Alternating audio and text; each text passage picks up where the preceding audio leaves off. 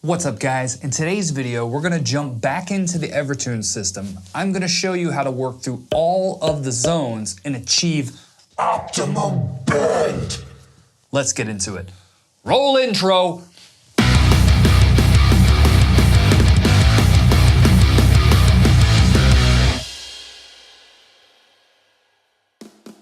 Welcome back guys. Today we're gonna talk about some cool stuff. I've been getting a lot of questions regarding the EverTune Bridge, how to achieve the right amount of bend.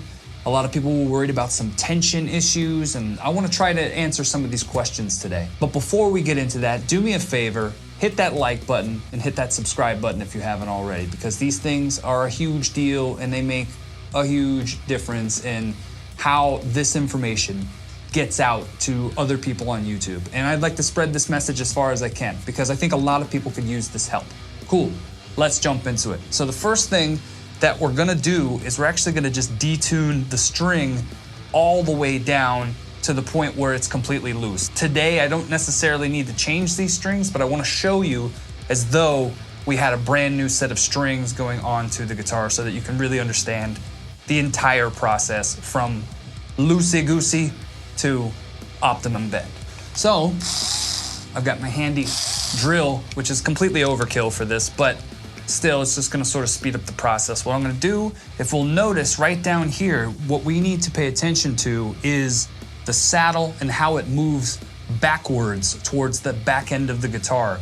I want you to notice how as I loosen the tension of the string, it's then also moving that saddle back into the body of the guitar. This is because there is a spring mechanism on the inside of this guitar. On each saddle, there is a spring that is pulling the tension back, and between the string tension being pulled on the headstock from the tuning machine and this spring inside pulling back, they don't necessarily float, but they definitely share a tension where this is what allows the system to stay in place even when you bend the string or do something like that. When you have it set in zone 2 and you have no bend, this is sort of the push and pull of that tension system that allows the string to not change tuning or pitch rather. So I want you to notice how that spring sort of takes over as we loosen the tension. So let's check that out now. Watch here.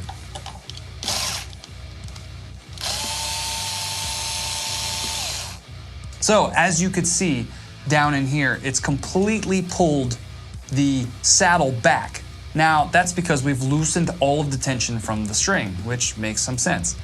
What I want us to focus on now is the fact that we have no tension, and when we pull this thing back up into place, I want you to hear how it sounds as we move through each of the zones. So as I manually tighten the tension here, we're gonna watch the saddle come back up into place, and I want you to hear how long it's in zone 2 before it hits the bend stop and goes into zone 3, which you don't really ever wanna tune into zone 3.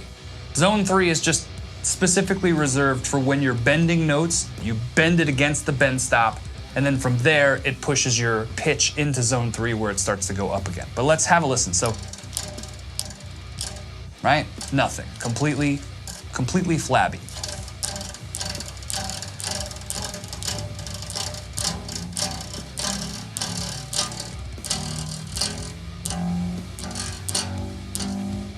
Right? So now we hear in zone 1 how the pitch starts to go up. This is pretty normal to what you're used to on any guitar.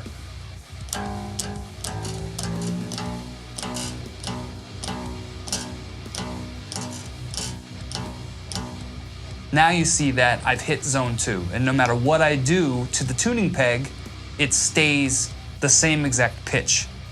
The only difference now is that my saddle is still pretty far back, because the idea is when you tune this into zone 2, you want to tune it to the very end of zone 2. You don't want it to sit at the beginning of zone 2 or in the middle of zone 2. You want to go all the way up to just the threshold of the bend stop.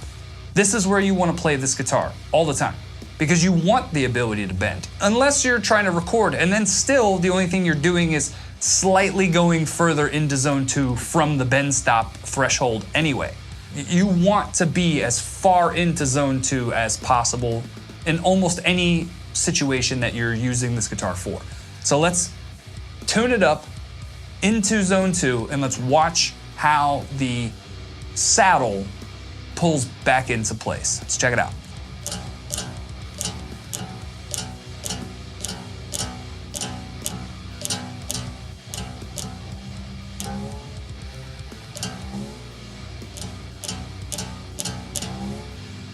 Now you'll notice, as I tune up against the bend stop, the pitch then went up into zone 3, as expected. That's exactly where we want this to be. So,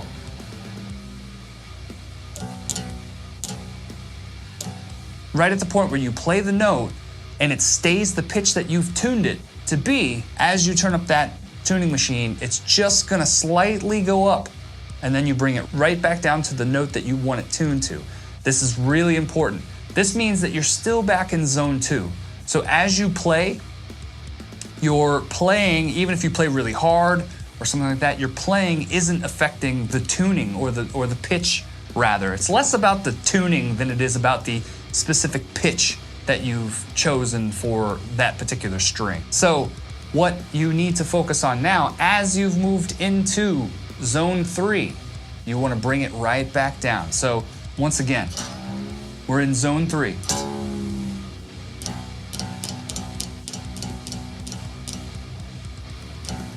Now that we're there, we have bend.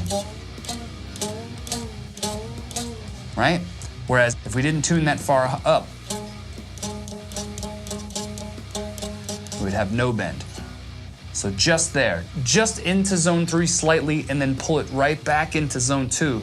So that this way, when you add tension by bending the string, that's what's going to make the string actually push against the bend stop and then go into zone 3 so that you can bend notes.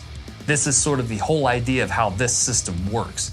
And it's very important that you focus on making sure that you are in that particular area.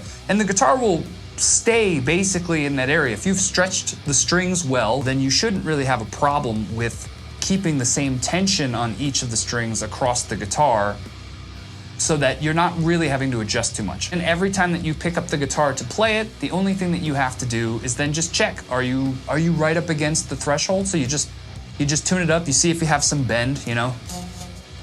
And then you go, okay, cool, it's bending, but it's not giving me a lot of bend. Let me just tune up. Cool, now it's in the right position. And it's just that simple. If you have locking tuners, this process is really fast. I've mentioned this a lot of times. When you have locking tuners, it allows you to add a lot of tension very quickly, as opposed that if you had traditional tuners, it would take you a few turns. So basically, once you get up into zone 3, you're gonna wanna bring it back about 1/8 of a turn, or maybe even up to 1/4 of a turn, depending on how far you've gone into zone 3. But you can hear it. You hear the note stay the same, and then all of a sudden, boom, it goes up. Then just bring it right back into zone 2, and you're there. And that's really it. And this is how you achieve optimum bend. Across each of the strings, this is exactly where you wanna be in order to have the guitar bend in a natural kind of way. I've had some people ask me if there's a noticeable tension difference when playing a guitar with an EverTune, and I would have to say I think there is.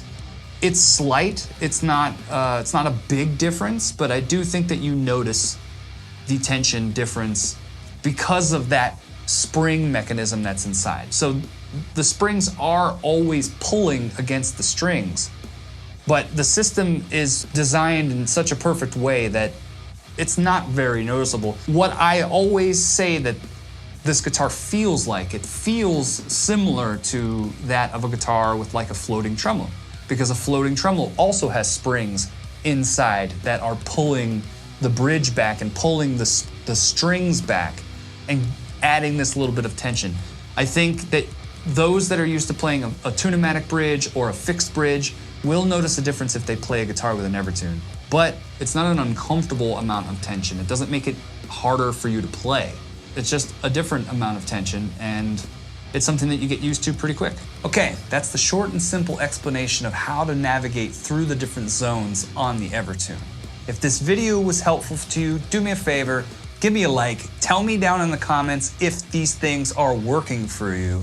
If not, ask your questions down there. I try to get to every single one. The next video we're gonna do regarding the EverTune Bridge is gonna be fine-tuning and setup. So I'm gonna show you how to go through and intonate your strings and make sure that everything is exactly where it needs for you to have a perfectly tuned guitar. Thanks so much for watching. We'll see you in the next one. Peace!